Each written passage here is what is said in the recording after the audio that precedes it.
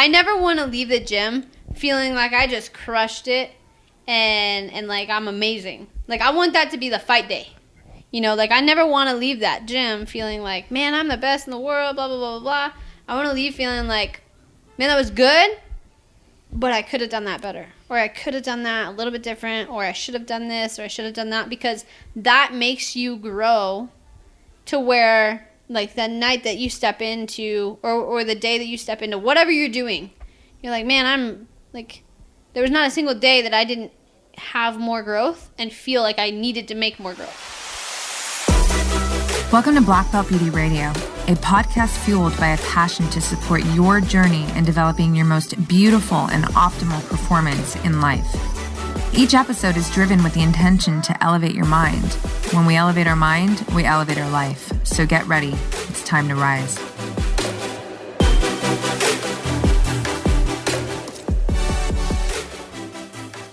Hey, what's up, people? Welcome back to Black Belt Beauty Radio. Today's conversation is with Maycee, the future Barber. Maycee is a 21-year-old professional mixed martial artist from Wisconsin who fights in the UFC. She holds 7 professional wins, no losses, and a powerful mental framework that has her on track to becoming a rising star.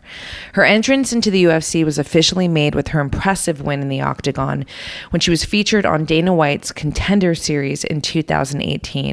She's an exciting fighter with power and a relentless style. So one of the first things that really caught my attention with Maycee is her incredible confidence. She is not shy at all in letting the world know that she will become a UFC champion in her near future, hence her nickname, The Future. With that said, she's a growth-minded girl who is on a very curious path to developing her greatest potential in and out of the octagon. We had a lot of fun, as you will clearly hear with all of our cackles in this episode. You know, we talk about her backstory on how she arrived to become a mixed martial artist, her adversities with weight cutting and metabolism issues, how she's navigating through that process, what she's loving in her career right now, and a lot more.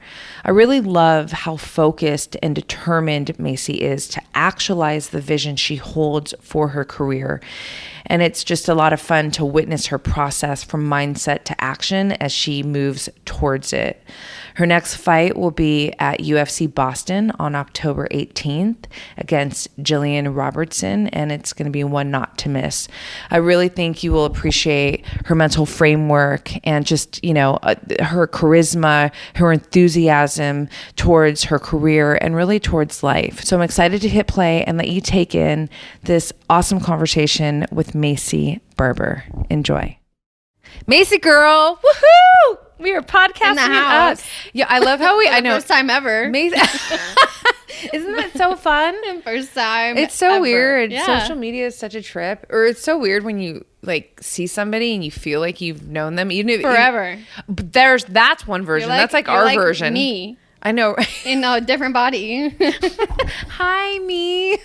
You're like my twin, but a little older. It. Oh, right? Just on a different level you don't right look now. that much older though. No, thanks. Yeah, I mean, I'm just, I don't even know what age. No, truly, my best friend, we were doing a podcast the other day and she was asking me these questions for this thing that we were doing. She's like, how old do you feel? And I was like, I don't feel old. I literally don't feel old. I don't feel age. And that's why, you know, for my birthday, I posted, you know, I don't feel age. I feel levels. And I think that there is something really powerful when you're looking at it that way. I mean, listen, if you're not doing your life in a way that's going to take care of you, you're going to fucking feel old. Yeah, and it's not necessarily just how you look on the outside. Yeah, right? We were talking about that earlier. It's like, it's all about how you feel on the inside. Right. It's huge. Yeah, you're into that. I love that you're super dialed into taking care of yourself. I mean, listen, you're having Four Sigmatic for the first time right now. Oh my gosh, I am so going to the store and buying the whole shelf.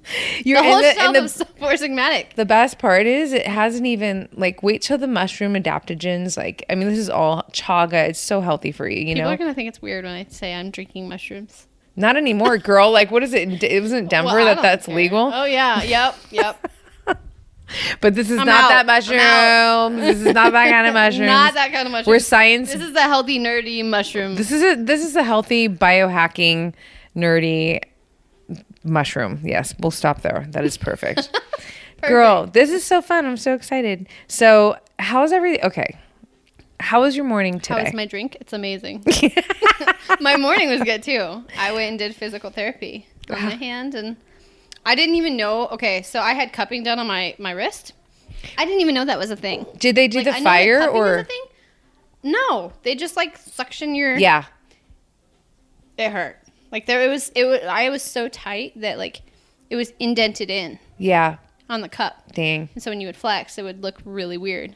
But that just shows how tight my hand was. Yeah. I've had cupping on my wrist before too. It's so weird. On the top of my wrist. It's so weird. And then when they do like the movements, it's painful. Totally. But it's weird. There's a how does it feel? Yeah. I mean, it's still pretty sore, but there was definitely a lot of relief immediately afterwards, after the cup came off. And everything's feeling a lot better.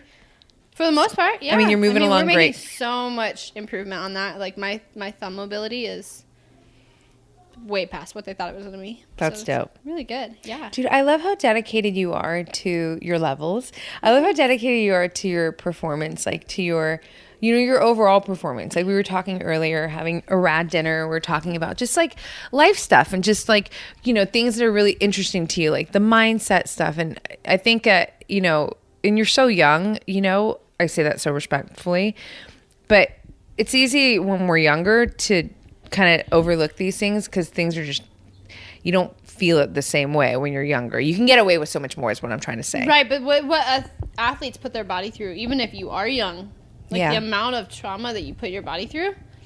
Yeah. Like I feel like you're going to feel that a lot sooner. Sure, like the aging. especially fighting. So oh yeah. Fuck. I mean, you put yourself through so much training and everything. And I think that why not take care of your body and like take care of it the best that you can to maximize your performance and to kind of avoid those pitfalls of like, getting more injuries. Issues. Or feeling like the aging process faster. Totally. You're getting ahead of the game. I don't want to be like 30 years old and not be able to walk or like be hurt, Yeah. And I feel like taking care of your body from the inside out is what is going to help with that. I mean, I can attest to that, girl. I know. That's why I'm talking to you right now. The only reason why I like you, okay, is because I feel like I can get something. No, I'm just kidding. You're so cute. I love it. I love when you ask me questions. Yeah. I love it because I love to share. I love, it's a really rad feeling to know that, you have this knowledge and you have this wisdom or you have this experience, whatever, and you're able to, if it's also able to better somebody else's life, that's a really rad feeling, So I love when I get questions and, I love supporting however I can. And I like going back to what I was saying. It's like, it's so fun to witness you, you're fresh into, you're starting your career basically, even though you've been doing your whole life of like, yeah. And this is rad. I just love how you're taking it so full on in such a mindful way of like, no, I'm going to do all the things that need to get done to the best of my ability from all the different angles. What are you having the most fun with right now in your career? Honestly, I think everything. Yeah. Gosh, just life in general.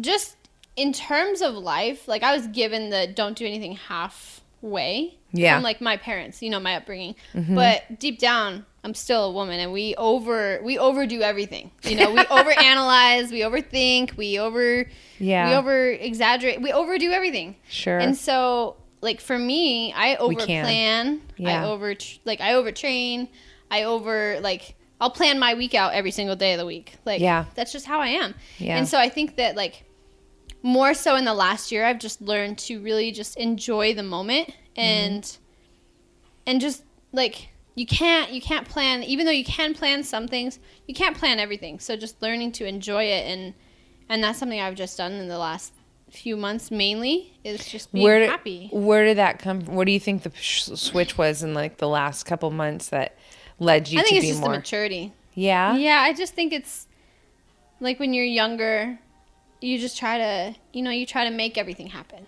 Yeah, you're right? more And aggressive rather than and just being forceful. like, okay, things are going to happen the way they can, and what I can control, I'll control, and I'll make them the best that I can. Yeah. But then the other things that you can't control, you can't change the outcome on certain things. So, for example, say I was offered a fight, and I took that fight. Like, I could make the fight happen. Like, I can say yes to taking the fight. Mm-hmm.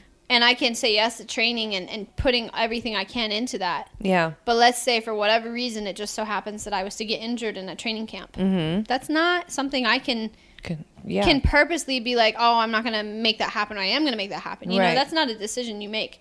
But the decision that you do make is what's going to come from that. What's going to come from that injury. Are you going to let that mess with your head? Are you going to let that, get you down? Or are you going to let that be as like something that's like, okay, it happened. What can I do from that? You know, and that's even something mainly is like with my nutrition. Yeah. I didn't necessarily make myself in a bad position by like the dieting that I have had done. Yeah. You were, okay, so just for context there was so you were for a period on a 500 calorie diet. Extremely low. Yeah. Which I was is so on a gnarly. 500 calorie diet. First cut. Yeah. My first cut to 115, I was put on, like I had never dieted before. Like I came from training and fighting and like training to fight. Took my first fight as an amateur at 135. Oh, 135. So that's what I used to walk around at. Like for that fight, for my amateur fight, I literally just had my lunch, had a sip of water. We drove down to where the weigh-ins were, and I stepped on the scale. And that was it. Like, I was walking around at 135, healthy. Yeah. And then I decided that when I decided to turn pro, you can't really fight at 135 when you're 5'4". Like, sure. I wasn't a big 135er. Like, I was just a normal person, right. you know? Yeah. So fighting at 115 was the next one down because I don't have 125. Right. So I was looking at the bigger picture of, I'm not going to go to a weight class that I'm not going to be able to go to the highest level at. So, I decided to go to 115, and I was put on a really low-calorie diet. Yeah. I didn't know it was that low. I just went to some professionals, thought they were professionals, and trusted the system and trusted the process, and that's what I could make happen, right? And so I just did that and didn't really think about it too much because I just thought I trusted someone, and it really screwed my metabolism up, and then I never really came out of that. Yeah, well, you haven't yet. Right. We're in the process and we're still in the process. And like we were talking about earlier, it's like the knowledge that I have gained from all of this process. Yeah. From metabolism to fluid retention and water and hormones and everything that I've learned from this is like, even though I'm still not quite out of it, I would never go back and I don't know if I would ever go back and change it. Yeah. You know, I get it. like I totally get it. Yeah. I've talked about my story when I was 16, 17 and, injured my knee, 3 knee surgeries later. So 3 years of basically. 3? I've had 3. Yeah. I tore my ACL, Taekwondo, did this killer kick, landed. Did you get on video? No. Oh. Well, did you? This is like someone knock someone out. Anything? I mean, I know. No, I'm actually, my brother and I were talking about it the other day, though. He's like, I remember that because it was a dope kick. We were like the run jump kicks, in Taekwondo, but landed, twisted my knee, and then just excruciating pain, hit the ground, couldn't walk for 3 days. We didn't have insurance. So, I didn't go to the doctors. And, I knew something was wrong. I couldn't walk. But 3 days later, I could. And then just to fast forward on my story a bit, I don't remember exactly when it was, but it was a couple months later that, and I started skateboarding again, surfing, doing the things that I was doing at that age in my life. Mm-hmm. And, but I was doing it on a torn ACL and I didn't know. And so then like one night in the middle of the night, my mom knocks on my door to see if I got home yet or whatever. And I jumped up to open the door and and then when I jumped up, that was it. I hit the ground, I collapsed and I was in even more excruciating pain than when I tore my ACL. So, and between that time, I should say. So did you tear it again?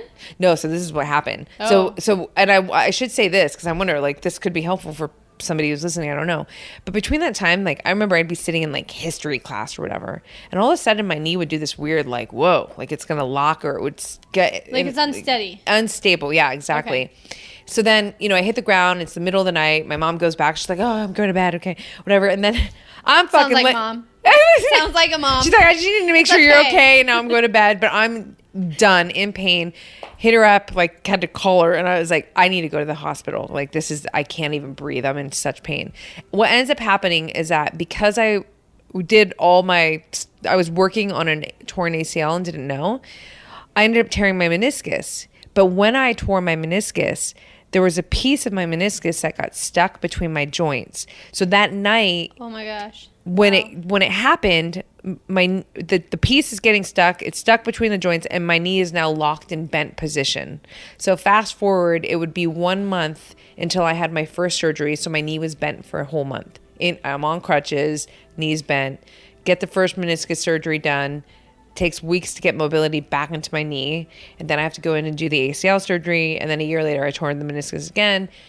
Long story long, I'm on the SAD diet, standard American diet. I'm in bed for a lot of that period, painkillers, had an 8-pack, athlete, never even thought about weight gain or anything like that. And all of a sudden I'm like, what the fuck is this body? Like, not to say I didn't blow up, but I wasn't me, Right, yeah. And you can tell when you feel like you're like, oh, this is what I feel like comfortable. Yes. Like, this is my body and my skin and what I'm comfortable in. And then you see yourself in a different way, and you're like, that's you're not just me. like, it's not me. Who is that? Exactly. Yeah. And there's you a have lot this of picture hardship in your head of what you used to be, and it Yeah. really screws you up. Yeah, it's hard. Yeah. And you know what's something about that? It's like, it's interesting. Like, I knew, because I was 16, 17, I knew my body, even if I didn't know the scientific term, but I'm a mesomorph. So we build muscle, we have broad shoulders, lean out. Like, we're like it's actually people call them the Marines, like it's our body type, right? Where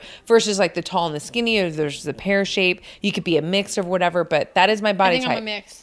A mix? I think so. Yeah? Yeah. I don't know what I'm a mix of. I'm crazy, okay? Okay, I love it. Psycho. With the pink microphone, I love it. Yes. I love it. I love it. Full on.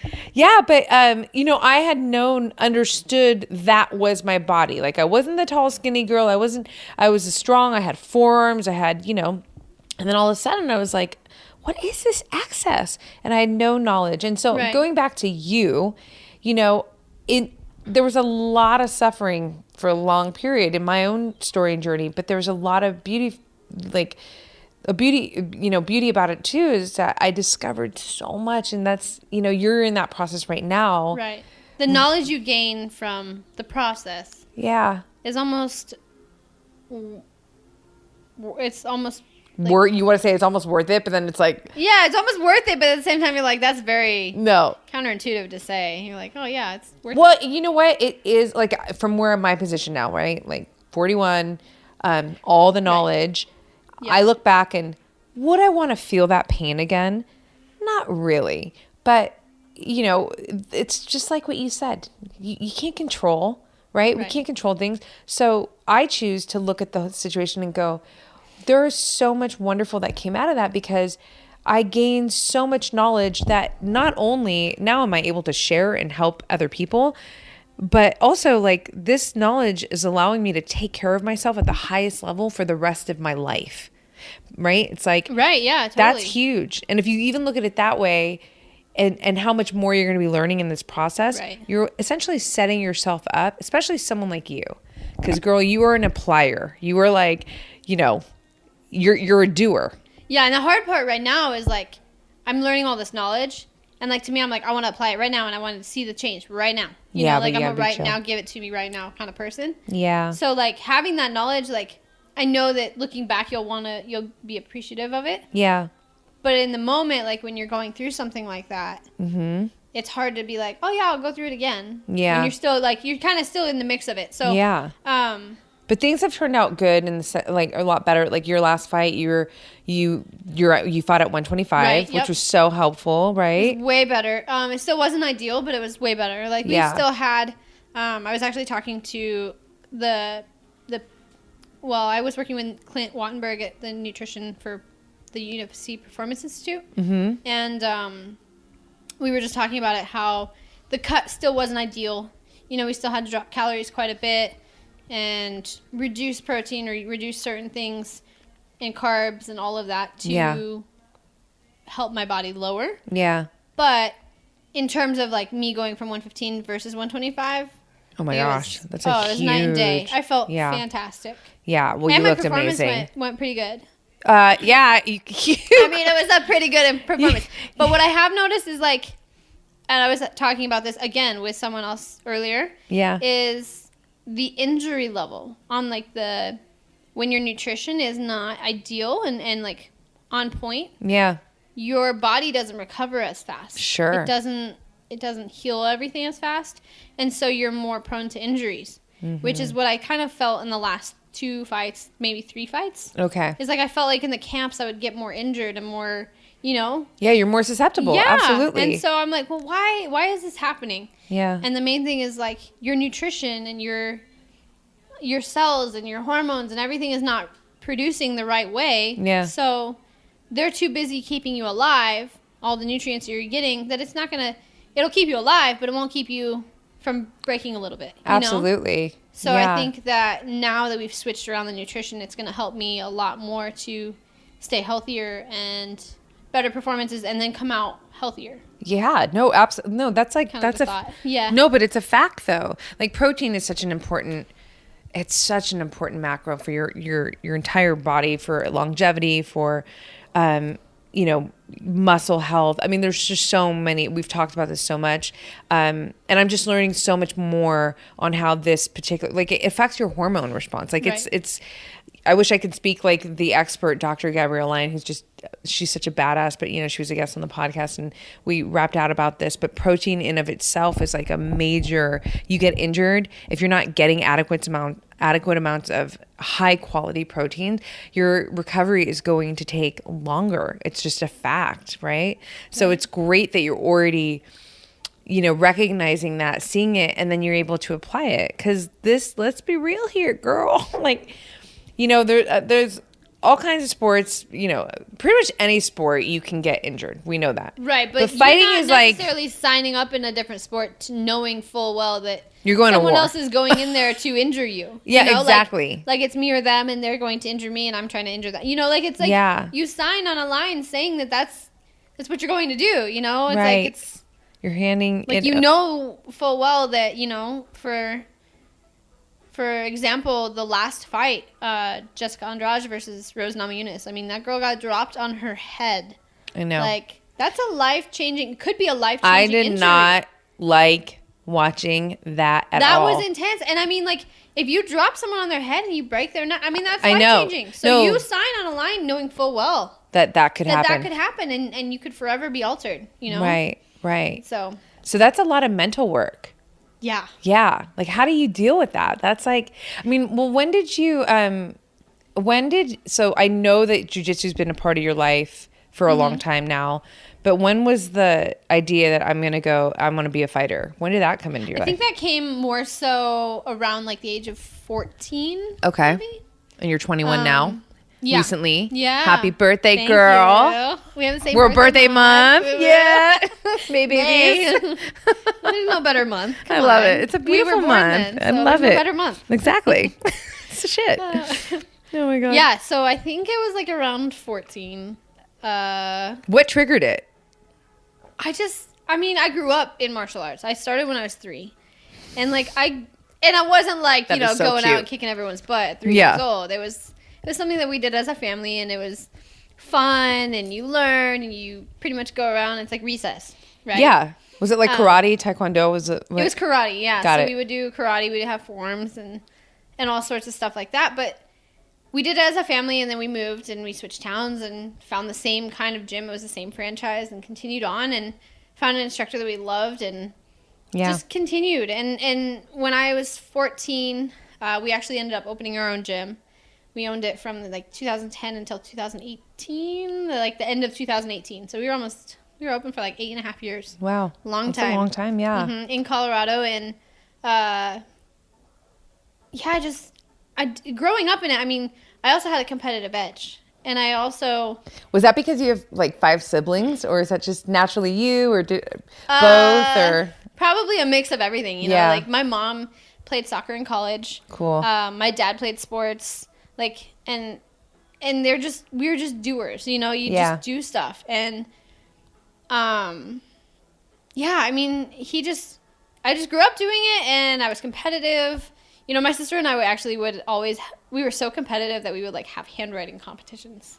Like who had the better handwriting. That's amazing. Who would like color in between the lines better, or like everything was a competition between us. That is fun. And we would do it with like jiu-jitsu when we started training. Yeah. You know, it was who was like better at grappling, or it was anything. You know, we were so competitive.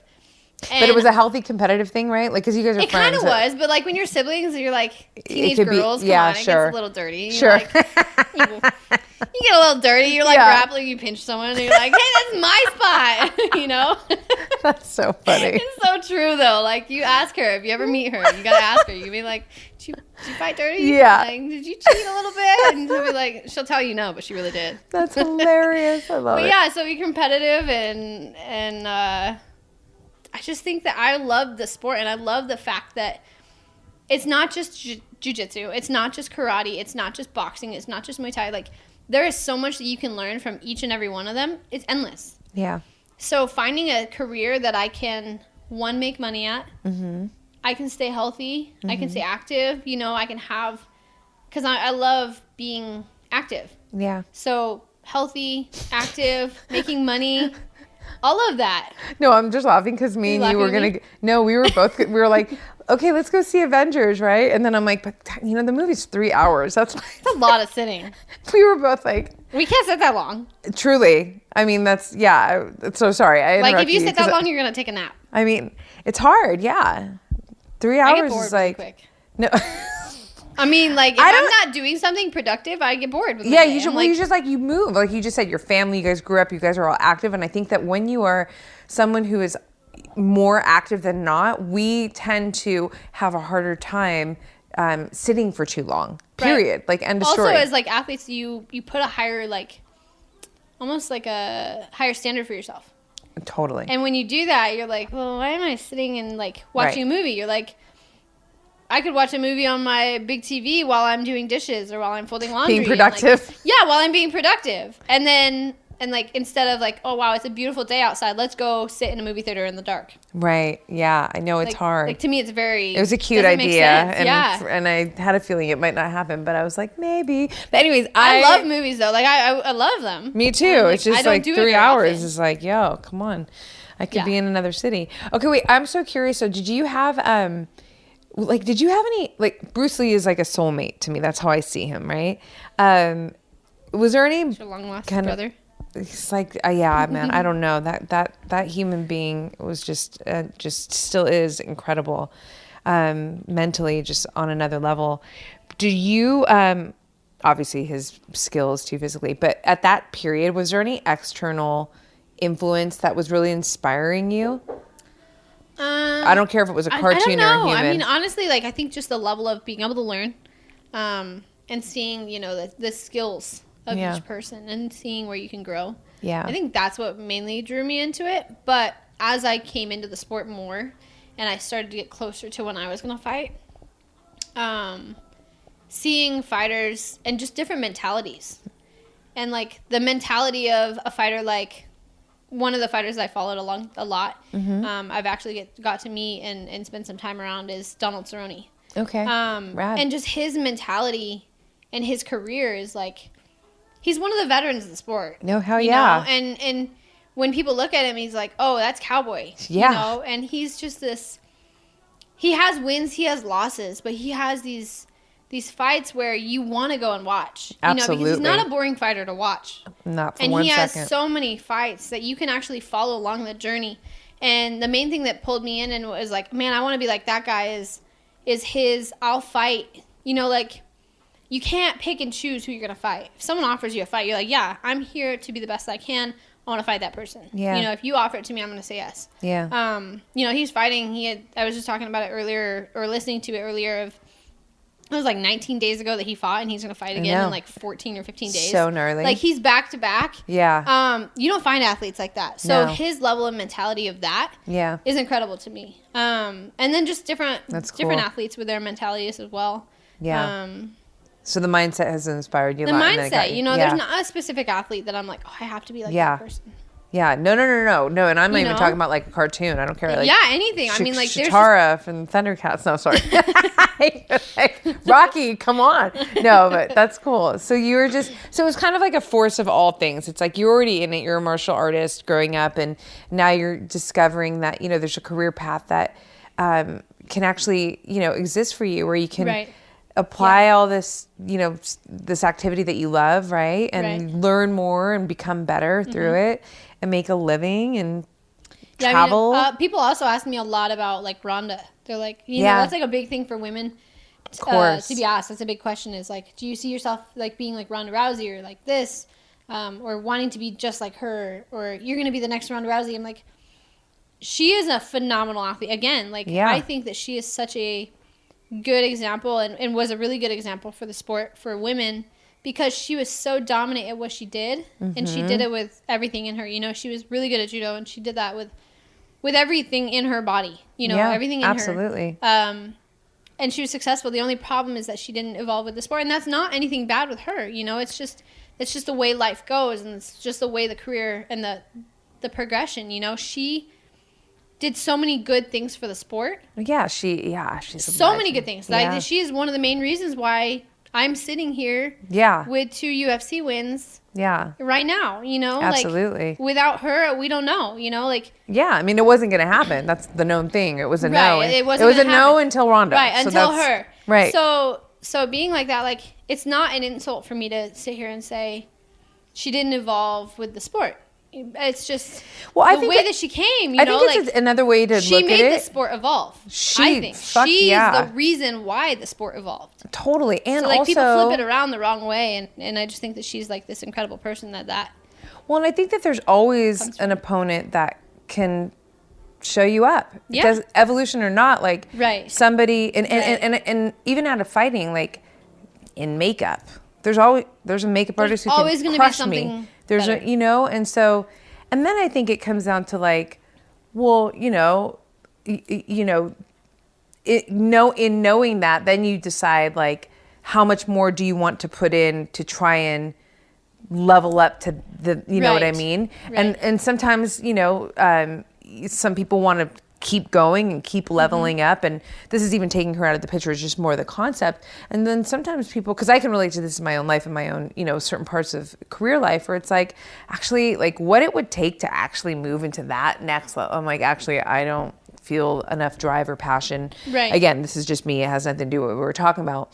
But to you know, whereas some people might be like, I know, I'm gonna fucking drive forward and I want to, you know, keep taking it to the next level. So sometimes I feel like it's not even necessarily about the person not evolving more than it's or maybe it's because the timing and the desire and all of that. Yeah, and that there will always be someone who will find your Achilles heel. Right. You know, and there's a purpose for everyone and everything in that. Like 100%. Like Ronda is the purpose for that, and there is a person for the reason why sports continued, and there's going to be a reason why it's going to continue, you know, and it's just going to keep going. Yeah, the ripple effect. Yeah, and I think it's great, and it's you, and now you're part of this. Like, are you the youngest in the UFC? I think so. That's so cool. I really think I am. That is pretty rad. Someone told me I was, but then I was like, I feel like there's someone that's younger.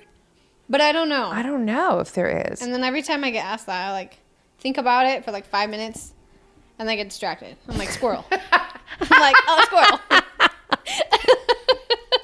It's kind of cool, but you were like, I remember when well, no, but when I saw you fight on Contender Series, that was like a big thing, though. You're like the youngest one coming in. You came in for. I was definitely the youngest on that card. You were definitely, yeah. Yeah. You know what? And I always loved, still do love, but that you very much. I know. Yeah. I love you.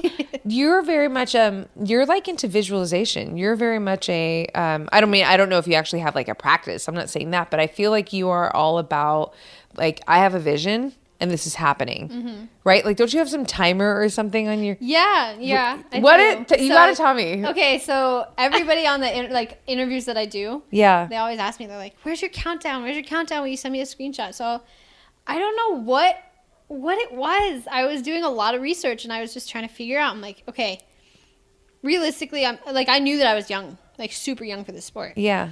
And so I was like, what's a realistic goal and like a big goal? And I always just kind of like came to me. I'm like, well, and my family and I talked about it. I talked with my dad about it too. And we're like, John Jones set the record for the youngest UFC champion. And he was 23 years and like just over 23 and a half. It was like 23 and 8 months. If we're being exact. And like 2 days and 47 seconds. I know you got it written down somewhere. I'm just like, yeah, to the second.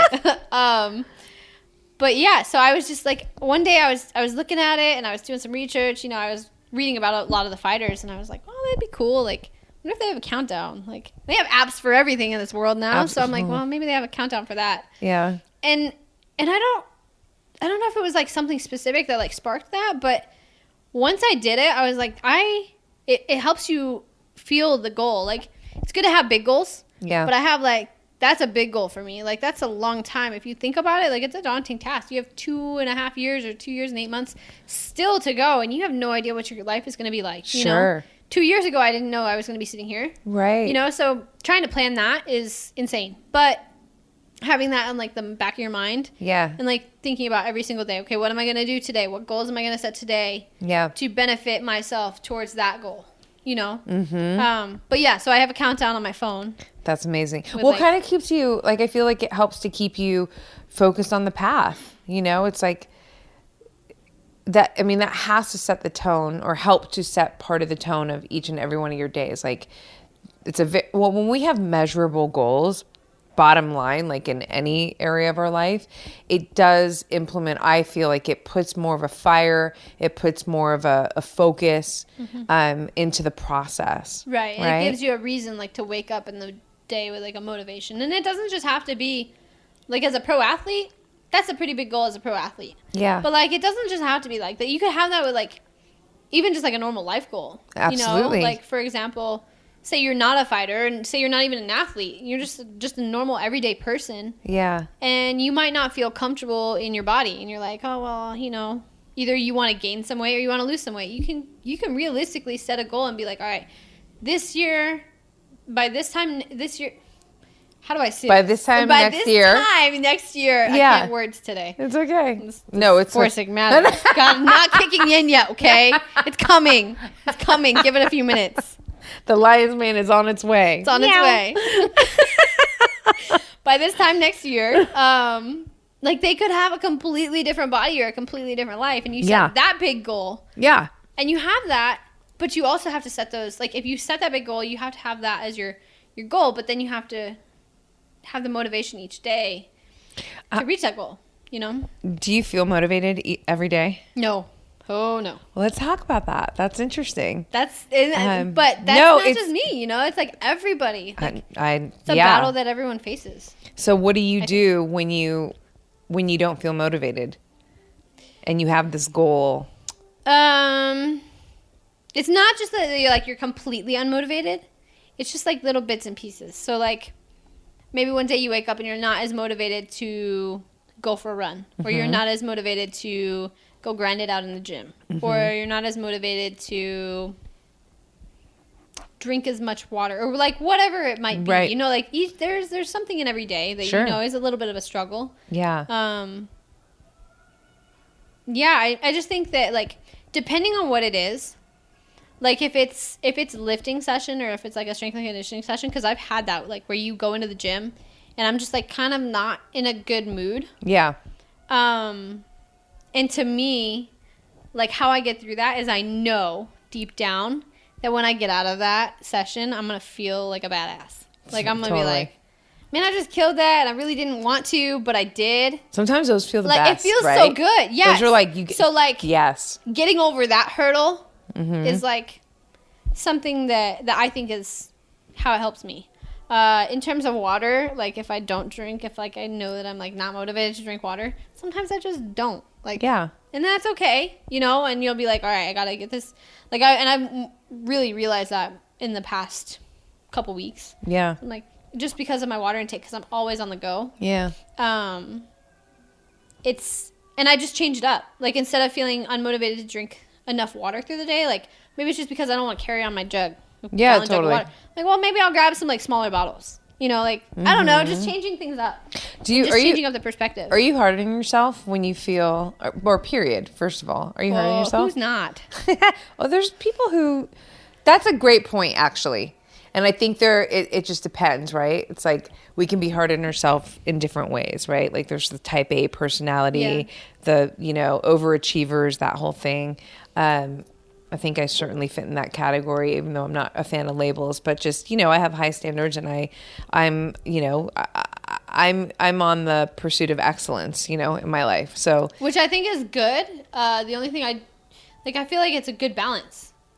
Like it's good to have that, but at the same time, that could also be like for the wrong person. Like I'm not talking about you. Yeah, no. But like that could be unhealthy for some people. Like if you put such a high standard on yourself and you failed so high that it's almost unachievable in a given day, and then you don't achieve it, and you feel like less of a person, like that can really mentally screw you up, I think. Do you ever have moments like that? I do. Yeah. So like if you go through in a day and you have such high goals or high standards for yourself and you're like, oh, I got to get this done, or I got to feel like I achieve this, or I feel like as a pro athlete you do that a lot more because you like feel like you have to really grind it out in the gym and you have to really push hard and you have to really, at the end of the day you have to go home and you have to feel like you're so tired or like exhausted that you're just done and you want to be like go lay in your bed and cry. Right. Like you feel like you need that. Yeah. Like, every single day. And that's kind of like the wrong way to look at it because if you do that, you're going to run your body right into the ground. Yeah. I've said this before in the podcast. It'll probably come out 100 times, but Hoyce Gracie said, resting is training. And that was one of the most powerful statements I've heard because it's actually true when you look at it, especially for people like us who are, anyone who's really active and high performing, resting, it's like it's not as fun, It's still training though. Like actually that reminds me, when he came to our gym in Colorado when we owned our jiu-jitsu gym, he wrote on our wall, he said do less and watch more. And that always stuck with me, That's cool. It's something that he wrote on the wall and I was like, it actually makes sense because even though you can't physically train and like or you're not physically training, when you're mentally training, like you can learn just as much. And you can almost learn in a different way. Totally. 100%. Yeah. So, I love it. That's such a powerful statement. I can't read your mind yet. We're not that close. So you can't just start laughing and then not start speaking. It's not working for me. The queen of cackles over here. No, well, so, I'm curious like to how you get yourself through those moments where you feel like, if you feel like you came up short or, like you didn't achieve that, like, what's your self-talk? Like, how do you get yourself to a place where you're cool or, step down from any kind of hard feelings on yourself? Honestly, I think I take it the same way I do, like, in a fight. As weird as that sounds, like, the only thing I can relate to is I just kind of accept it. And this might just be, like, the wrong way to think, but, for example, in my last fight against JJ Aldrich, the first round was not good. Like, it was not ideal. I came out and I was like, I don't know. Do I throw my right hand? Do I throw my left hand? What do I do? Like, I was very, like, in my own head. And I think it's because I was overthinking and, like, overanalyzing what I needed to do instead of just, like, being in the moment and trusting that I have the skills, you know? And I have the mental edge over a lot of people because I'm just so mentally tough. Yeah. Like, I wasn't doubting myself for a second. It's just, like, you're overanalyzing so that you feel like you want to go out and just, like, you don't know what move to make first. Like, because you have so many things you want to do. Sure. And so I came out and I was a little bit, like, not quite sure. And I was slowly figuring it out. But I also got dropped in that first round. And so there's just, like, a lot of pieces that, didn't go my way. And in terms of, like, life, everyday life. Yeah. You're not quite achieving what you thought you were going to achieve. Yeah. And so the bell rang. And I looked right over in the middle of that fight. And I looked over at, like, Dana White in, like, the corner. And I was like, I'll make it better.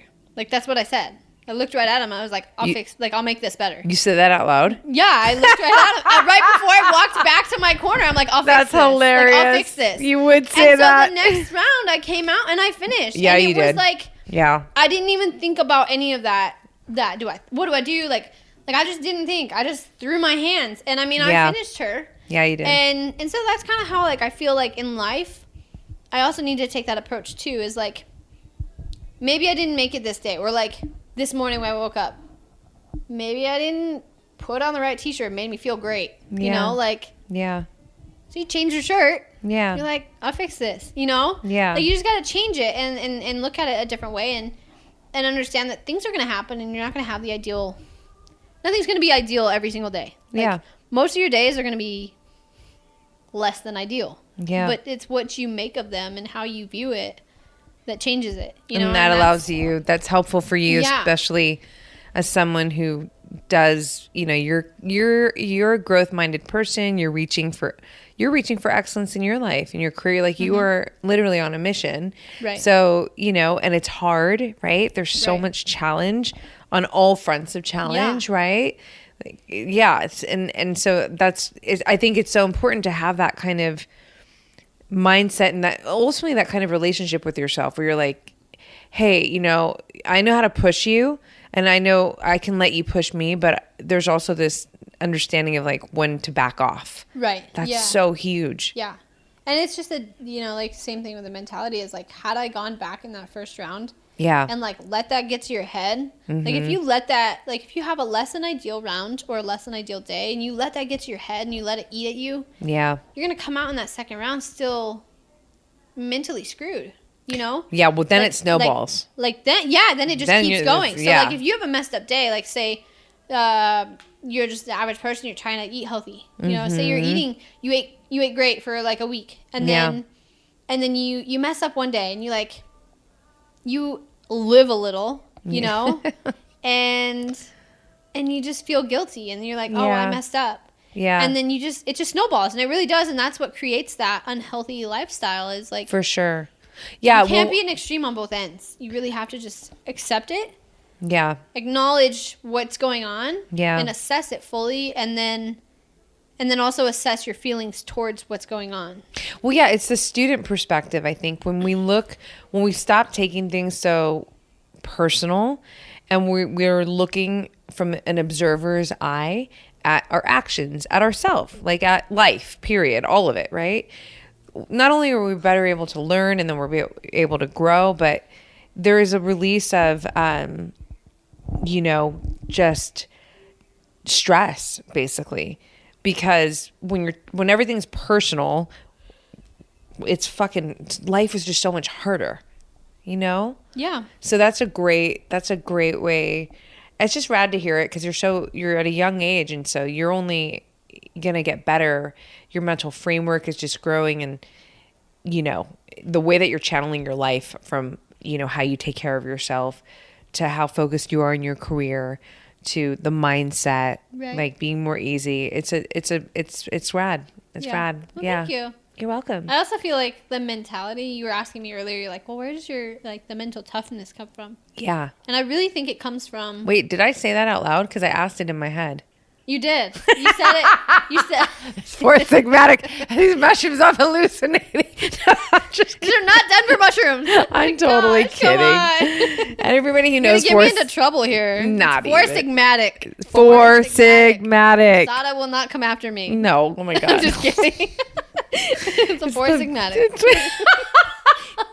That's the theme. Four sigmatic. Four Sigmatic is sponsoring this episode. Just Clearly. Kidding. Oh my god. Us both. I know. No, so the mentality I think that I go into is you just work. You know, when you put in the work and you do everything you possibly can, there should not be a single doubt in your mind. You're like, if I'm doing everything that I can and things go my way, great. If I'm doing everything I can and things don't go my way, great. But there's not going to be this, like, I didn't put in everything that I can. And it's really hard to feel, like, to doubt yourself when you know that you've done everything you possibly can to reach what you're doing, you know? So when I go into a fight, I'm like, I've eaten well. I've done, I followed my nutrition plan. I've followed my training. I've you go into the gym and you work your everything you possibly can. You go in early, you leave late, like all of those things, and you maximize your time and your mental side of it. And like, it's just that work when you put it in. Yeah. It's just that's where it comes from. It doesn't come like, I don't do, and I probably will start doing some just for extra, like, again, level up. Yeah, but exactly. I love it. Level up earlier. It's all about leveling up. Yeah. But just to make it a little bit better. But like, what would you do? Mental training. Oh, mental training. Like, yeah. I don't do. Yeah. Like, I just don't. I feel like when you are doing what you need to do, you don't need it. Yeah. Or at this point, because there's point. value. At some point, there will be a value. Yes, absolutely. Yeah. Well, because fighting too, just in general, like fighting. I have obviously lots of UFC fighter friends, and the sport of fighting is like, obviously one part physical for sure, but it's the fucking Right. You two fighters can go in there, and both of you guys can be super leveled up on your skill set, your technique. But who's gonna break first if you both have the technique? Right. Exactly. Yeah, and that's when you're like, well, they're doing everything they need to do in the gym. Yeah. And you're doing everything you need to do in the gym. Yeah. So it is. That's the next level, is who's got the extra edge. Yeah. Who's been doing something a little bit different, a little bit extra. Do you write in a journal? Do you do like any kind of work with yourself, like meditation, or just things to, like, for you to kind of evoke your... Honestly, I think there's a lot of stuff that I've done. I do a lot of reading. Like, I do. You do? I spend a lot of time... Of course, everyone spends a lot of time on their phone, but I spend a lot of time on my phone, like just reading different fighters, different stories, just different things about, I've been really into like the boxers, Lomachenko, Triple G, Canelo. Mm-hmm. A friend and I were just watching Anthony Johnson, I think it is. Mm-hmm. And we weren't watching their fights. We were watching their training videos and their mental side of it and like all of that stuff. Yeah. And I just feel like it's not just being able to write. Like I've done a lot of writing, and like I start a journal like all the time, and then I fill out 3 pages and I start another journal. Oh, I know. That's a lot of people that's have how that. I am. I'm like, I have so many journals, and like a lot of them are like motivational quotes and like. Mm-hmm. But there's just different ways that like you can learn and practice that kind of stuff. But a lot of it is watching how someone else does it and then apply it. Sure. Like learning how some of the greats even in a different sport. Absolutely. Whether it's boxing or NASCAR, because I've done a lot of like, I spent quite a bit of time around like NASCAR drivers recently. Cool. So like whether it's any sport, when you're at the highest level of that sport, everyone has that mentality and like that professional mentality. Yeah. And it's just a different level, and I think that everybody has their own way of doing it. Yeah. And so if you can kind of take from each person. Sure. So you're investigating. Yeah. It's cool. Yeah. Yeah, you're researching. Like, yeah, that's so... But more on like a more like physical. Deep. Yeah. Like, like a... I don't know, like rather than just reading it. You actually go and you spend time with those people. Yeah, it's more interactive. Yes, interactive. Yeah. That's the word I was looking for. Yeah. Thank you. You're welcome. Your That's cool. Working faster than mine. I swear they didn't sponsor this episode. But they sponsored my life. Or maybe I sponsor their... I think it's the reverse. Yeah, exactly. Totally. I think they're making all of their funds off of Roxanne. Truly. Love you guys. And now me. I know, right? I will be buying some. I mean, got the chaga. Do you feel like... What's the most challenging part for you right now in your career, in your process, in your journey right now? Career is a big part of it, so it's probably an easy attack. Right now, I mean, I think like outside of like me as a person and a being, I think it's the nutrition. Yeah, like that's been like the biggest challenge. And it's not because I'm not a follower of what I'm told. I do everything I'm told. The only problem is my body has been so messed up that it's like, that's like the thing that we're actually trying to fix right now. Yeah. Obviously I'm dealing with a hand injury, but I should be cleared in like the next week and a half or so. Yeah, that's rad. Yeah. So I'm looking at actually fighting soon. ish, like that's exciting. August, September, Yay. October, yeah. Ooh. But me as a person, I don't know if I'm like struggling with anything too much. I think I just try to like. There's a lot of things that I'm adding to my life, camps and training and just all of that. Like as a person, Yeah. when you're trying to be the best you can be, you want to always level up and make it better. And so just kind of telling myself to chill out a little bit. Yeah. And to not overthink it, not overprocess. Like, cause even now I'm like, I'm still dealing with that injury. And I'm still dealing with like the weight cut and like, not the weight cut, but the nutrition side of things and like rebuilding my metabolism, that I'm like, well, I got to start lifting and I got to start like leaning out and I got to start like, hold on, slow your horses down. Right. You need to get back to like training and just like get back into training and like that's what I want to do. Sure. And so just being able to slow myself down a little bit. Yeah. That's hard. As a person, that's me. Yeah. But yeah. No, I think in general it's hard as a whole. Like people, we always want to but when you're someone like yourself, high performer on a mission, you get then it takes it up notches of like. I feel like I've been told though that like things like yoga help a lot. So yeah, I've been trying to do, yeah. Well, I've been wanting to do more. So check it out. So I little story really quick. So I'm not a competitive athlete, right? When I was younger, I was a competitive runner for like a period of my life. And I was like, I had the whole, I want to go to the Olympics. Flojo was she was in my idol, track. And anyways, then I started surfing and I could care less about anything else in my life except surfing. However, so I have so many different modalities of training, right? So jiu-jitsu, running, lifting weights, hot yoga, all kinds of stuff. And people always ask me over the years, like, well, what do you train for? Because they see me in the gym or even just... Training for me. Well, I train for life. Like, I train for my life, right? And so that's always That has a deeper meaning than a lot of people think, though. Like, well, yeah. I'm training for life, they're like... Well, I'm going to dish it right now. But you're like... I'm going to dish it, and it's going to connect to your yoga.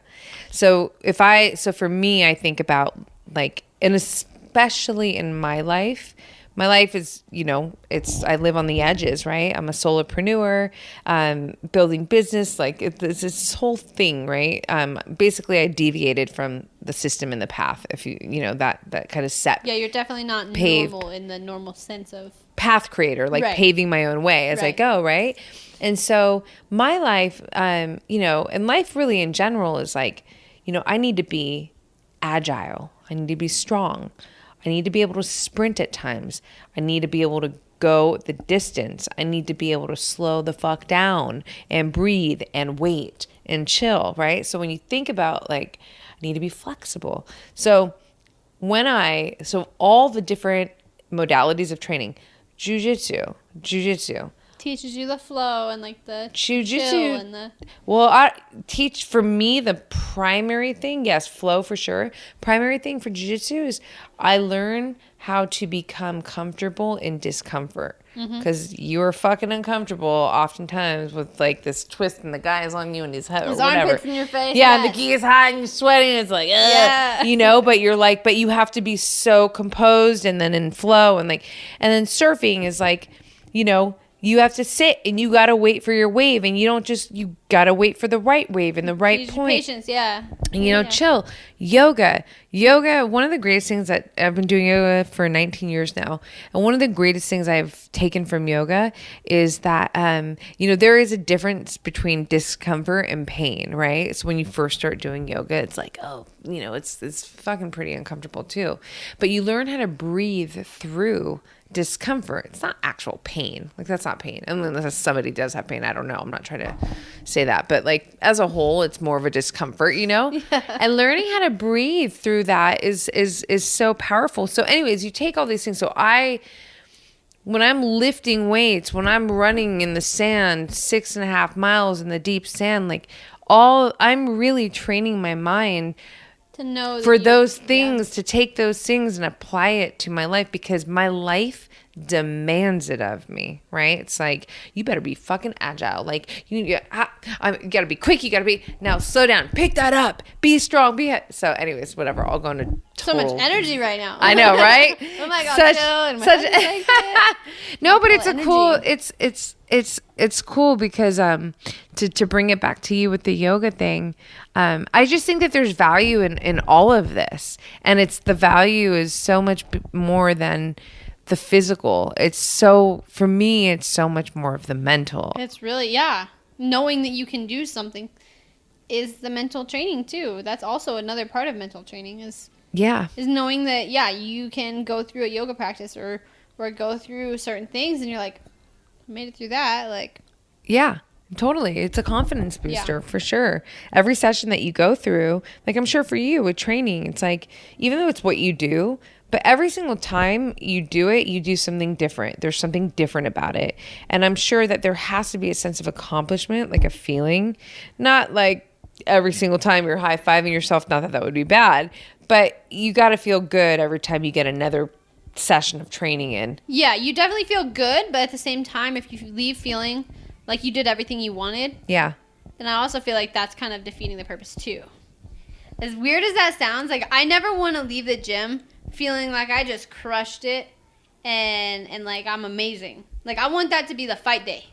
You know, like, I never want to leave that gym feeling like, man, I'm the best in the world, blah, blah, blah, blah, blah.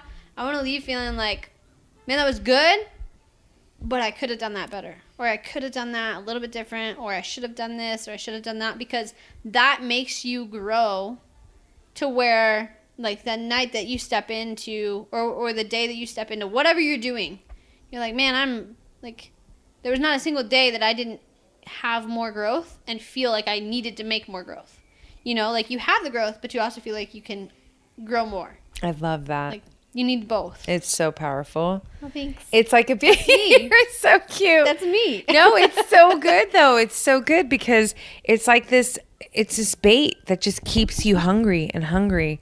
Like, I want to just get better and better. Yeah. And it's, you don't want to feel content. Right. Fight night, great. Yes. Right. Like, you brought it all, you swept, your hand raised, absolutely.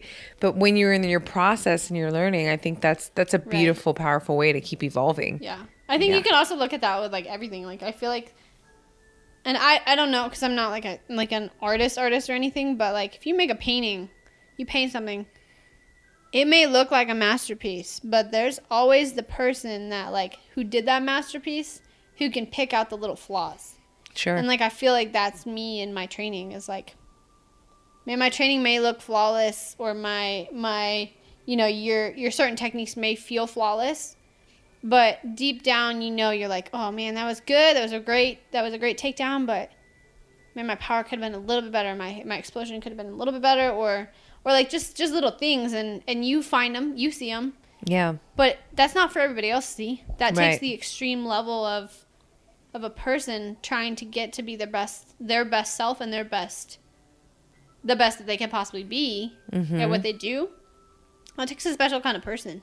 Yeah. And it just takes the desire to grow, I think. Have you been like this your whole life in all your sports that you did? Did you do any I became really deep in, like, the last year. Truly? No, but, like, you're like, no, this has been me the whole time. No, but wait, hold on. Have you, outside of martial arts, was there any other, did you play soccer or do anything like that? So, I think when I was, like, super little, I did, like, some tumbling, gymnastics kind of stuff. Oh, really? That's cool. But, I played soccer a little bit when I was younger as well, like, first, second grade. Did some jump rope. Was a little bit competitive with that in, like, 5th, 6th grade. That's cute. They had me convinced that it was going to go to the Olympics, and I thought it was going to No be way. Olympian. Yeah. Wait, what? I thought I was didn't going know to be, that like, an was Olympic champion in the jump rope division. That's so cool. I didn't know that jump roping was in the Olympics. A long time. It's not.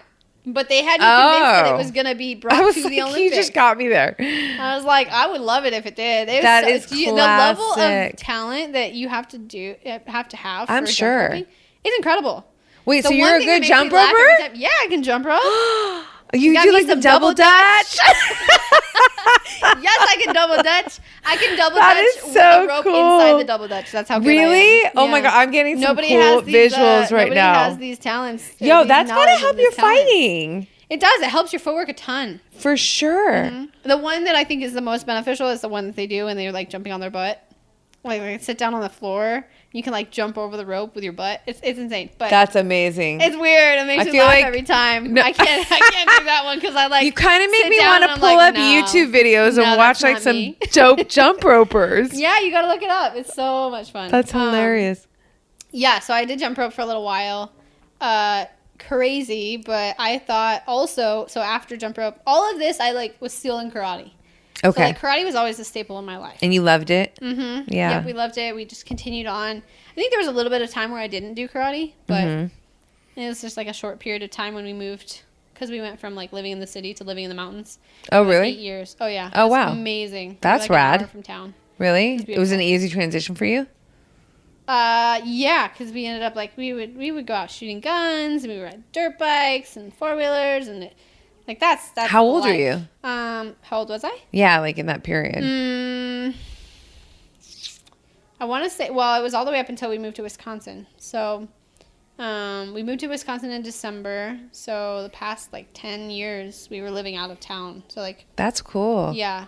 So from the time that I was like 10, Were you doing outdoor training? Like I did Rocky? some. Like I would go out like running, hiking. Yeah. Not like Rocky, no. I do like hill sprints. I would actually That's like. There was cool. a couple of times where we had like obstacle courses set up. Like there was like a pull-up bar in the trees. Like it was kind of fun because like that was when I was like first deciding I wanted to fight. Yeah. My dad would like he made this like trail that we had for our dirt bikes, Yeah. but there was like just different workouts and like just different things. And That's cool. I haven't thought about that in a long time. That's cool. But it was a lot of fun, and then like I would always go on runs and like do shadow boxing or ladder drills, or my sister and I would bring our mats out. We would bring out like a bunch of mats, like roll out mats. And Yeah. we would do our jiu-jitsu outside That's really neat. because it was like in the sun. It was nice, and it was a lot of fun. When you were, what was it like when basically with your family, when you decided that you wanted to fight? Like, how did they respond? At first, they were like, "Nah, we'll see." Okay. You know, that was Yeah. like, well, yeah, sure. Yeah. Sure you do. And they were kind of like, well, you got to prove it to us. Because I was 14, 15 at the time. Mm-hmm. And I was like, I want to fight. And they're like, yeah, right, kid. Like, and they weren't like, yeah, right, kid. But you know what I mean? Like, Yeah. they were like, you know, you kind of have to prove it to them. Like, Sure. that's a serious thing. Mm-hmm. And so you have to kind of prove your dedication and like, you can't just go to practice. You kind of have to prove that you're ready You're to gonna be do the committed. next level Sure. of like do a little bit more. Mm-hmm. And so, you know, I would do a lot of like the stuff like training in the garage or like just different things to like show that I really wanted it. And then once they realized that I was not like with or without them, I was gonna do it anyways. Like I really would. I may not be as far as I am, Yeah. like or as like I would be as far, but maybe not as fast. You know, Sure. like if you have support of other people, you go farther. Absolutely. Faster, you know. Yeah. 100%. 100%. And so I think without them, like it wouldn't have been as fast of a pace or like fast of a journey. Mm-hmm. But they kind of decided they're like, all right, if you're gonna do this, we're gonna get you around the best people that we can. We're gonna support you. We're gonna do whatever we can. So having that support, you know, I fought one time as an amateur, then I fought pro. Then my first pro fight was on a televised portion on the card. Oh, wow. So the only fight I've ever had that was not on TV was my first amateur fight. All the other ones have been on a televised card and like. That's a big deal. It's How a did that huge feel for deal. you? Yeah. It was all new. Like my first amateur fight was new to me, so I Yeah. didn't know what to expect. Yeah. Then I didn't have any expectations going into my first pro fight or being on TV because like you have no idea what to expect. So it was new. Yep. And then I fought new like TV. And then I did the Contender Series, and that's a whole new environment because it's like you're not in front of a crowd. It's a very Intimate. intimate arena. You know, you have your family, you have your coaches, Yeah. and then you have their family and their coaches. And that's really like all that's allowed in the room. And then you have like the judges, and you have like Dana and Sean and Mick and like all of those guys, and then you have the ref. And like that's it. Yeah. And there's no music, there's no screaming, there's no nothing. So that was a new environment. Sure. And then obviously the UFC fight, like that's a new environment. Like it's always been a new thing, so I've never like had too much expectation. or like too much like, I don't know, it's hard to be nervous necessarily or like anxious because I'm used to things being new and changing. That's so cool that you said that, because I was literally wanting to like thinking, were you nervous like your first UFC fight? Like, I wasn't. Yeah. Honestly, I wasn't. Like Yeah. it didn't feel, I didn't have any of that because I'm just like so used to like the changing. Sure. And it was more so just excitement. Like I just like, as soon as someone's so like I'll get the nerves, I'll get a little bit of like anxiousness before the fight and like when I'm in the back. But as soon as we go to walk out, like, and I've done this the past 3 fights. I don't know why. It must be because my opponents are girls and they pick good music. But like I've sang every single walkout song of theirs. Like when they go to walk out, I'm like jamming in the back to their walkout song, and it's ridiculous. I'm like energized, I'm happy. And my coach is like, really? You're talking like, you're like making fun of a dog over there and you're like singing over here, like singing their walkout song, and then you go to walk out. But like, I just can't get the smile off my face. Well, you're happy to be there. I am. And I know that I'm prepared. And like, that's, the fight to me is, yes, it's a fight. It's intense. And I'm not going out there to screw around. I'm going out there to finish someone. Yeah. But I also know that none of that matters until I'm inside. Yeah. Everything else is like, man, I've done everything I need to do to get here, and then now I'm here, and I'm just going to enjoy this and be happy. And, you know, interviews, I'm going to do them. I'm going to have fun, pictures, people, you know, you just got to enjoy it. And then, you know, as soon as the cage shuts, I'm like, this is my time, and I'm not walking out of here until something like you're bloody. Like, until I'm walking out you're and you're gnarly. not. You're like I can't, like, that's the switch does happen. And I'm like, no, I'm not. Yeah. I'm not leaving here until I win. Like, that is the thing that or until I've given everything I can. Sure. You know, whether I win or not. Yeah. You better believe that I'm going to do everything I possibly can to win that fight. And so, I think that's very present when you fight. Like it's very obvious, is what I'm saying. Yeah, certain like even ones in your last fight, what'd you say? Certain ones I have had crazy eye. Have you seen that? So my fight in the contender series, okay. people always said that. They're like, dude, she's got the crazy eye. Like I feel like I know. My eyes are huge. That is, they are. they get big. They're so pretty. When you fight, they get bigger. Do you think? When I train jiu-jitsu, no. You know why I say that? No, but for real. When I train jiu-jitsu, like my brothers will make, like sometimes in certain positions, like my eyes get what? Yeah. I think it's our eyebrows. I think we just raise our eyebrows a lot. Is that what it is? I Yeah, don't my know. eyes. I don't know. But like my last fight and the fight before, my last 2 fights, I didn't do that. Yeah. But the one in the contender series, I don't know why I'm giving people ammo. Like, this is such ammo for anybody on social media. It really is. Oh, really? Yeah, it is. Well, whatever. They'll find it anyways. Trust me. So in the whole fight, like I just had this, like my chin was down, but my eyes were like really open. And the only thing I can go back to is like a childhood movie that we used to watch called Bedtime Stories with Adam Sandler. Oh, I don't know it. There's a scene where they're like the 2 kids are in bed and they're like, because this guy goes to tuck his kids in, or his niece and nephew, and they have a hamster called Bugsy. Okay. And maybe you are like, well, why is he called Bugsy? And they're like, his eyes are ginormous.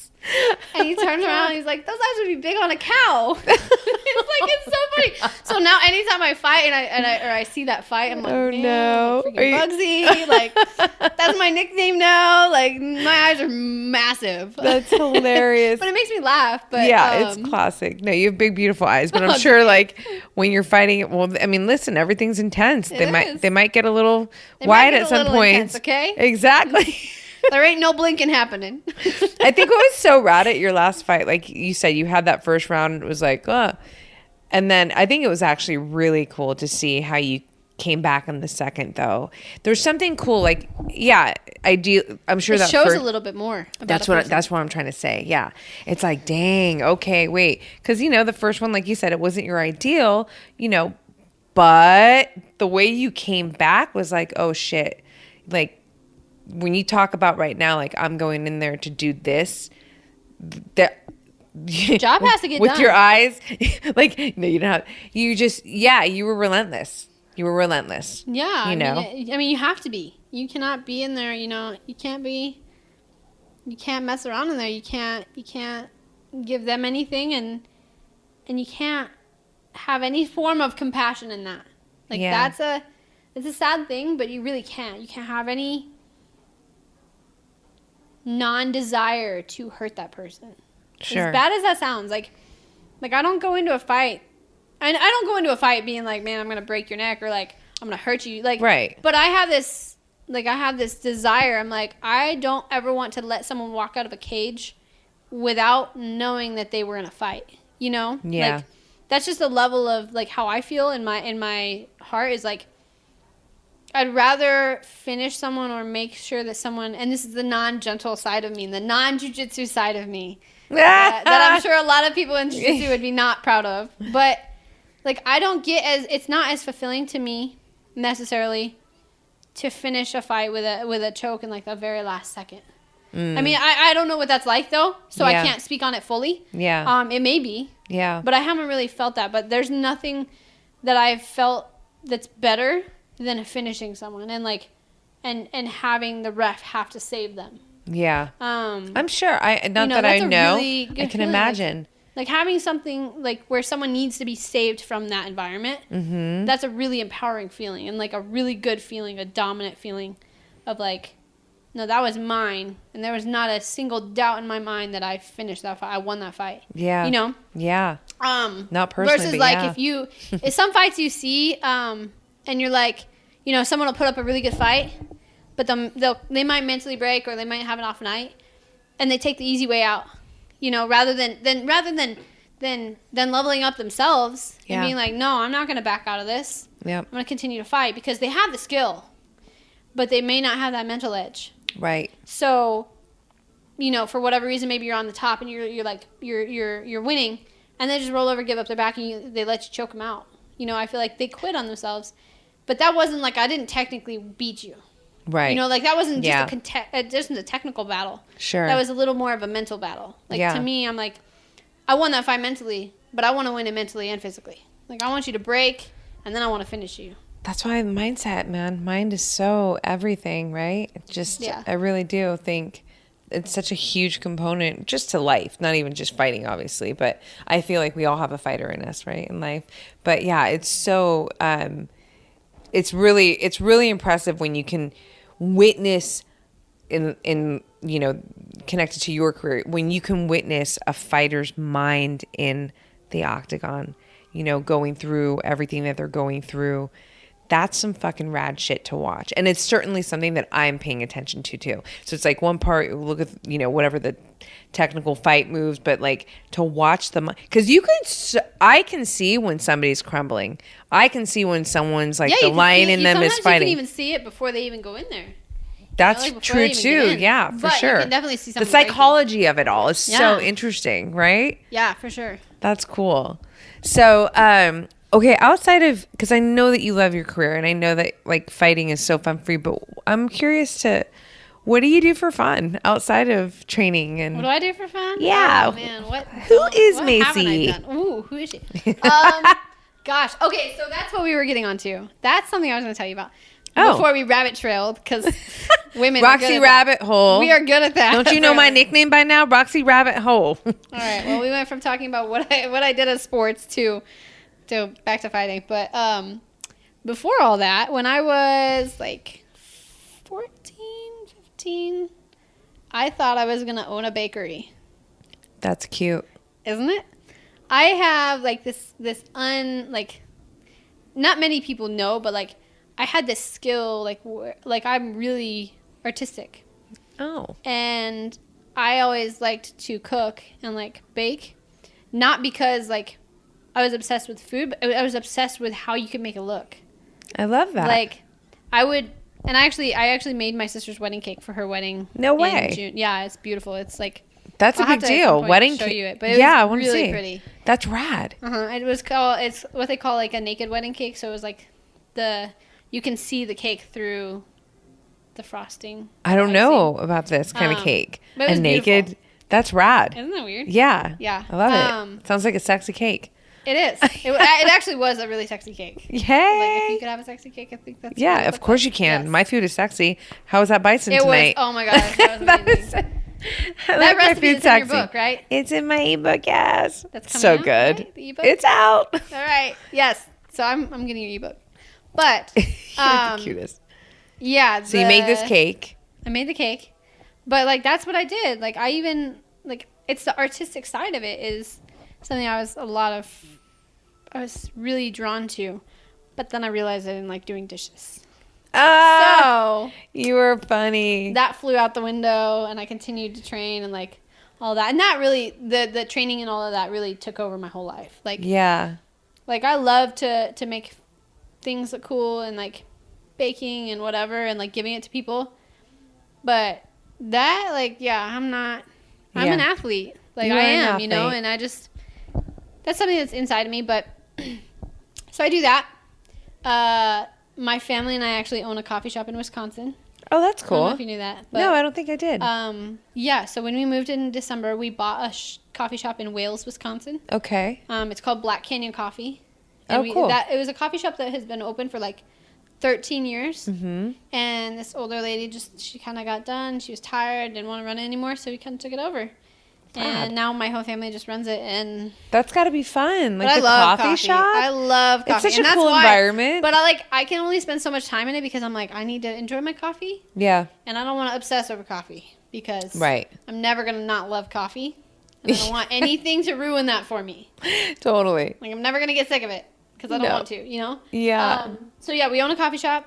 But outside of that, I mean, I grew up in the mountains, like I told you. Yeah. For like 8 years. We would ride dirt bikes, hiking, hunting, Mm-hmm. fishing, boating. I'm an outdoors That's girl. cool. Like I'm a very, like, old-fashioned, like, Nature. yeah. Yeah. Like what we used to be as people, you go out and you do things rather than spending a lot of time inside. It's really cool, especially because you're younger. I come from the time period where we played outside as kids. Yeah. And when it was got in the dark, mud. then you got in the mud. We built clubhouses. Yes, when it's that's what we dark, did. you come home. Yeah. Maybe. Maybe. But, but bear it's didn't not get like you. that No, I'm just anymore. I don't. Yeah. No, but it's so cool because I think,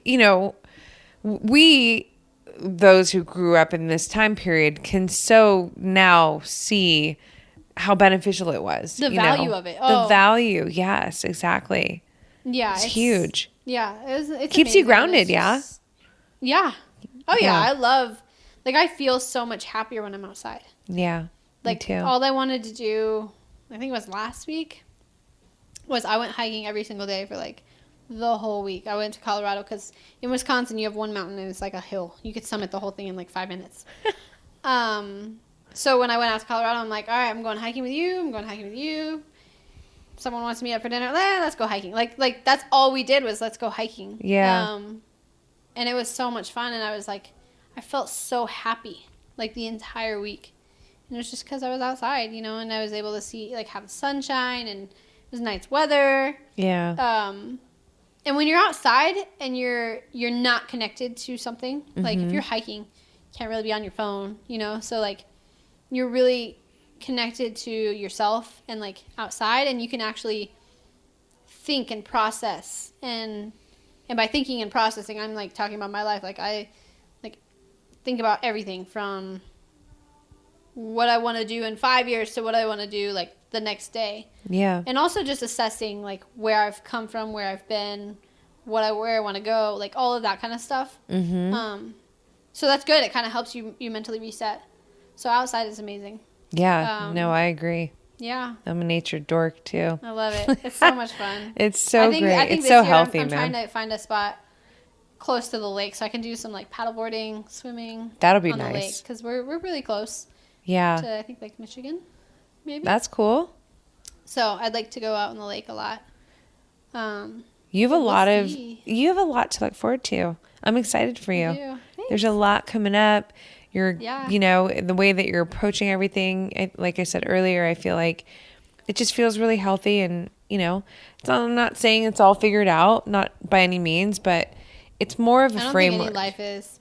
No, and it's really a framework. It's Yeah. how are you, are you living more reactionary? Are you in more of a growth mindset? Are you more closed? Are you paying attention? What are you paying attention? All that stuff. And so I feel like it's going to be fun to watch you evolve, just not just, as a fighter in your career, but as a human evolve.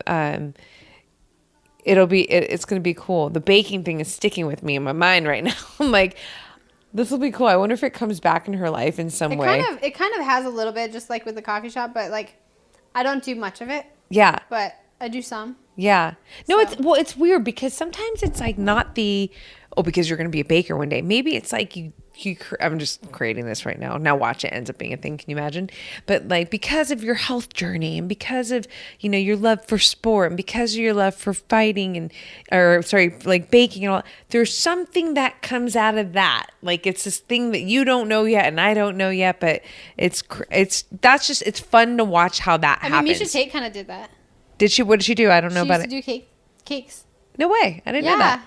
That's like funny. Cupcakes or something like that. Oh, really? Oh, wait. Okay, yeah. got it. That's where. Yeah. Got it. Yeah, interesting. She has like her own YouTube channel kind of thing with like. Cute. I don't know if she's keeping up with it, but I know that she was doing that for quite some time. Yeah, it's just interesting. Like it doesn't always have to be the literal or the main thing, but when we go through life and we pay attention to the things that we find interest in and the things that we're good at, and we don't. We invest somewhat in him. It doesn't have to be the whole picture, but I'm just saying you can take.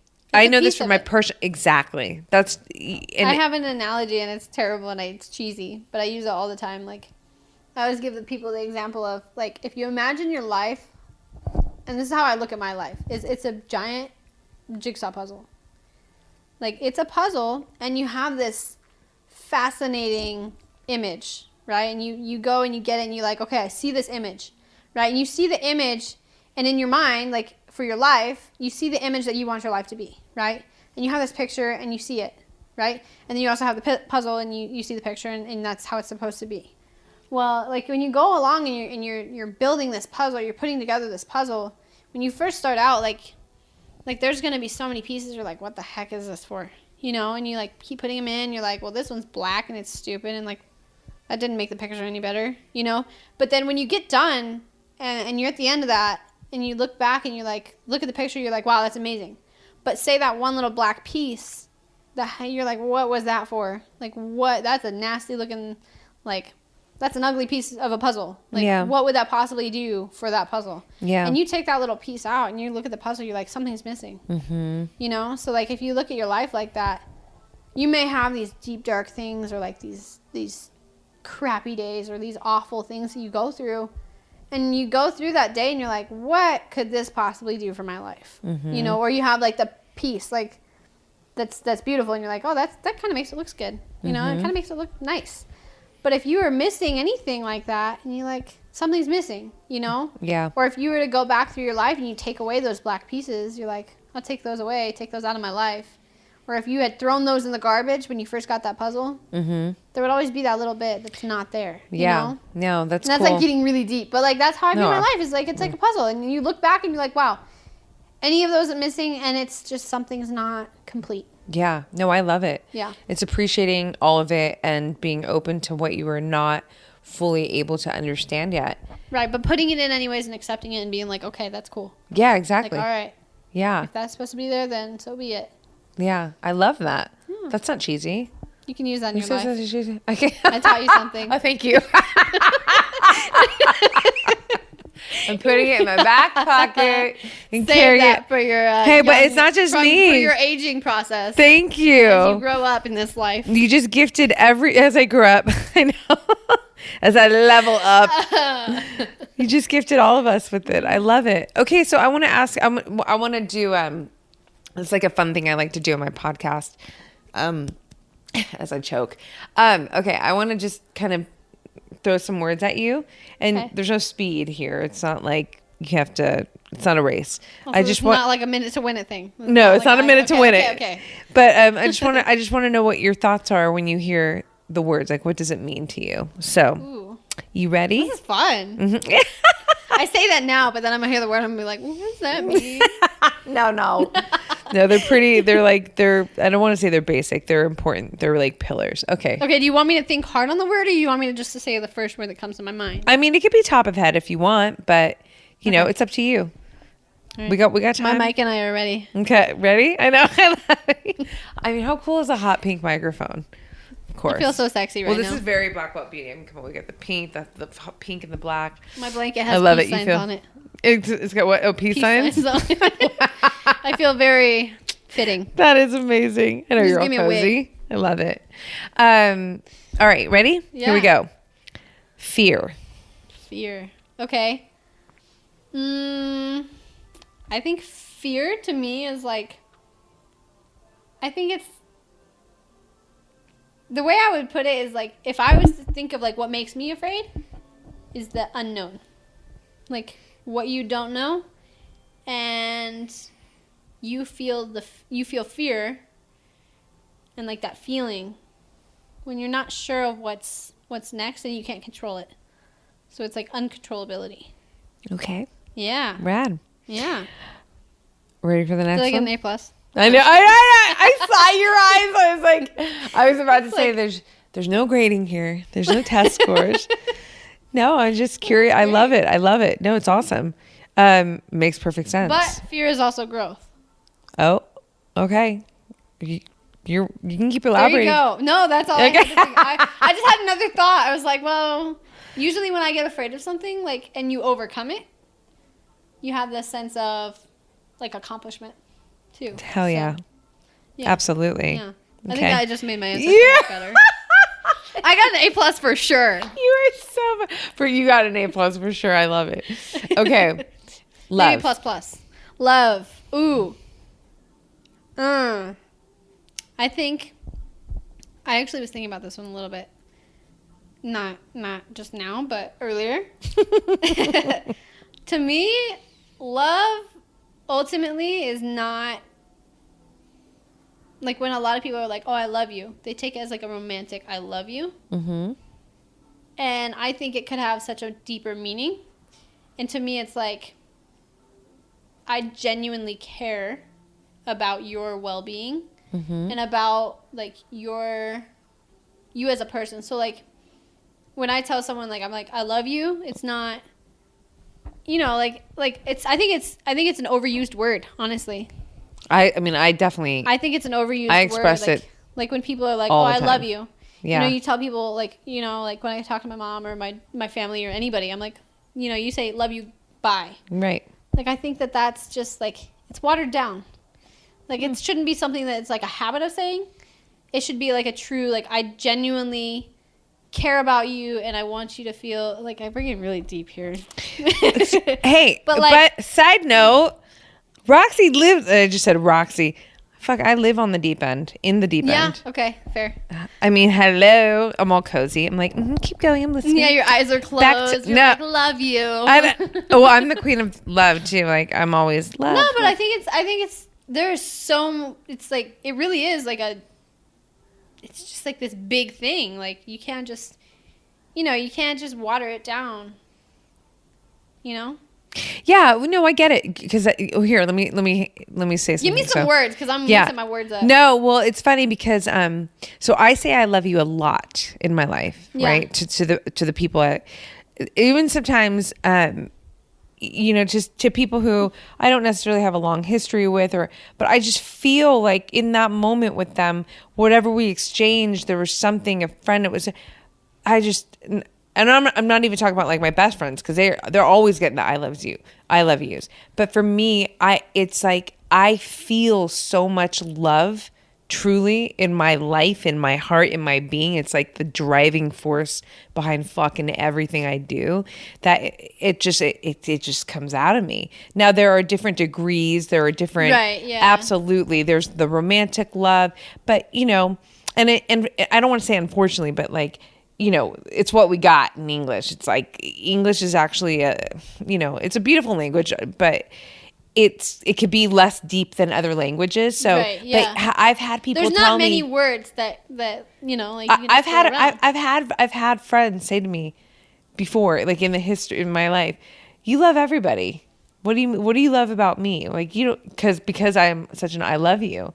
And it's funny. And then later they would realize that membership actually has its fucking privileges in my life. And yes, while I am very warm and open and loving, there's levels to love. Don't get it twisted. There's so many. There is a small space around this woman for fucking only a few people. I got a lot of people, and I'm open and I'm able to love, and I think that right. is a it's a powerful thing for me to kind of maneuver through my life, because essentially it's just like I'm open. But just to say, just to go to kind of give you something, I know what you're talking about, because there have been people in my life who have literally been like, but you love everybody. I'm like, that's not fucking true. Just because I am expressive with love, that doesn't mean that, Right. Yeah. It's an interesting thing.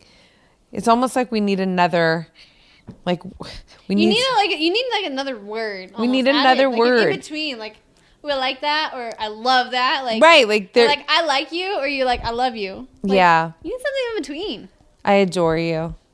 Yeah, but then it's like, yeah, good. It's like, meh. But like, I feel like when you like, on just like a normal level, if you like say that you love it, it's like almost like saying that you really like something, but it's just like more, Yeah. But like on a person level, like I don't tell many people that I love them, like I just don't, like because you're right, you have a small circle. Yeah. And I feel like I don't like to overuse that word too much, and I use that about. That's just like an easier way, or like the same way of me telling people I'm like, hey, I truly care about you. Yeah. Like that's what I'm saying when I tell people I'm like, yeah, of I course. love you. Yeah. Yeah. It's like if you were to call me in the middle of the night, like even if I've known you for like however long, I'll be like, I'll help you out. Yeah. I got your back, like on whatever. Yeah. Yeah. I love it. I think that's what it means, Yeah, there's no, it's, so I love you. Well, you know what's interesting? I love you too. You know what's so interesting? You ever need help? Well, you know what? Thank you. Yeah. Likewise. Fuck yeah. No, what's cool too? It's cool to ask these questions, because we know that we are constantly evolving. I wonder how you'll answer that in 5 years from now. You know what I'm saying? Yeah.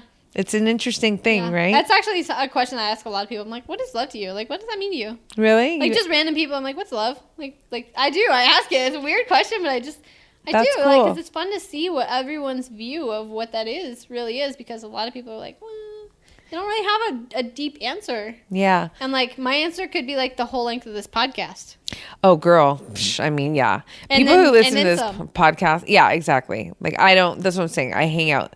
I live in the deep end. It's express it all the time. I don't know how not to, actually. I have to kind of check myself sometimes, just for the sake of time. For the sake of everyone else. For the sake of yeah, exactly. No, it's beautiful. I love it. And it'll be cool to see if it evolves or not. Next word is challenge. Challenge. I think it's opportunity. Yes. now it looks like I'm testing or scoring. Yes. No, Again, I just love it because that's exactly how I frame it too.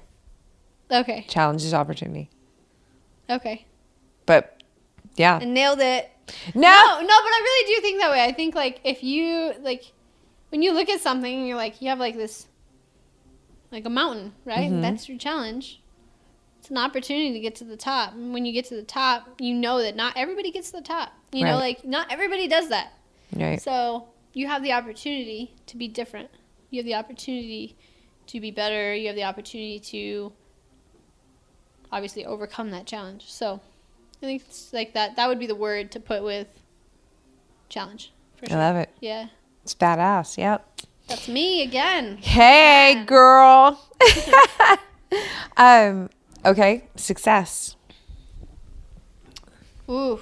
Success to me is okay. So it's not perfect. That's one thing. I think that the success. Love that. Success to me, like if I think about the word, like I instantly it comes to mind. Like I picture, like the hard things. Like I instantly picture like the problems and the hard times and like all the issues that you have to go through. And again, you challenged and you overcame those, and through that, you end with the success, and that only comes from the hard things. Yeah. Yeah. It's beautiful.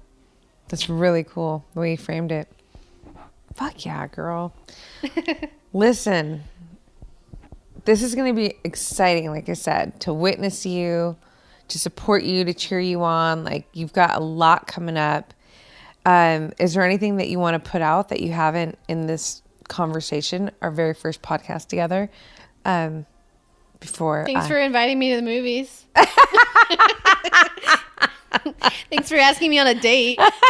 No, just kidding. Oh, that is so funny. I know. What do I have to put out? I don't really have anything. Like, no pressure. Honestly, just yeah. I love asking because if there's anything that, you know, it's like just feeling. I could say like follow me on Instagram, but I feel like I should. Well, like, no, that's for sure is happening. And like, no, we gotta help each other out. Honestly, I think I'm just like that's what people ask on the interviews. They're like, do you want to give a shout out to your Instagram? I'm like, I think it's gonna build itself from now on. Like, I'm just gonna put on these performances. Well, that's for sure. But people, we definitely need to tell people where to keep up with you, for sure. Yeah, no. Yeah, they'll find me if they want to. Yeah, well, you can help them out too. I think we can help them out. Yeah. Yeah, no, and your Instagram's cool. I mean, you're so driven and you're so vision focused, you know, and really just you're on a path. You're on a fucking path, and it's cool. It's cool to witness on the sidelines. And yeah, I'm excited. Like What's cool because also like yours has kind of inspired me a little bit. Like obviously as like just not just me, but like everybody else. Like being able to like read on what you have is like I follow all the posts that you make, and it's like, thank you. Like I can't talk to you every day, but I can like read what you write, and it's almost like talking to you. So it like helps. You know, it doesn't just help me; it helps a lot of people. But yeah, so honestly, I think that's awesome. Thank you, girl. We're gonna say thank you, Instagram. Yeah, I know. Instagram has its, you know, there's great things about it. Social media is a trip, you know. There's things that obviously there's good and bad. Yeah, honestly, there is. Yeah, there's things that are just the connection value that the way that we're able to connect is beautiful and it's powerful. Right. You know. Agreed, yeah. Yeah. So, all right. Well, now you are turned on to Four Sigmatic. Yes, very much. And the recipe book. And the ebook. 2.0. Yeah, I know, right? And what else? And we didn't go to a movie. We didn't. And to be continued. Exactly. Perfect. Boom. Okay, wait. Where do they follow you? Just Speaking of name. this Instagram. Honestly, it's just my name. Okay. Everything's in the show notes, people. Yes. Girl. I love how we're just so chilling. It's like Saturday night, girls' night. Four Sigmatic, not. I know. You guys, thank you so much for listening. As always, follow this amazing human. Watch her do her thing. It's super impressive. And we're going to have some more Four Sigmatic right now. So we're peacing out. All right. I want to high five you. Bing. Thanks so much for tuning into this episode, you guys. If you loved it, please share it on your social. Throw it up on your Instagram stories and tag me. I'm at Black Belt Beauty. I am also at Roxy Look, RoxyLook. I love connecting with you guys. This is a conversation that I want to just continue growing with you guys. So if you feel inspired to hit me up, do so in that space. I always enjoy hearing from you. If you'd like to support this podcast, you can do so by rating it and reviewing it via iTunes. It's such supportive help, you guys. It really helps the visibility of this podcast. So I appreciate and thank you in advance for doing that. And last but not least, if you are interested in starting your own podcast, or perhaps you already have one and you need help with, editing your audio and the production of it, I cannot recommend my producers enough. Resonate Recordings, you guys, they are the bomb. I rely on them. They are an absolute supportive tool to me and my podcast. So check them out and let them know that Black Belt Beauty sent you. And on that note, you guys, I'm signing off with all my love and always looking forward to catching you on the next.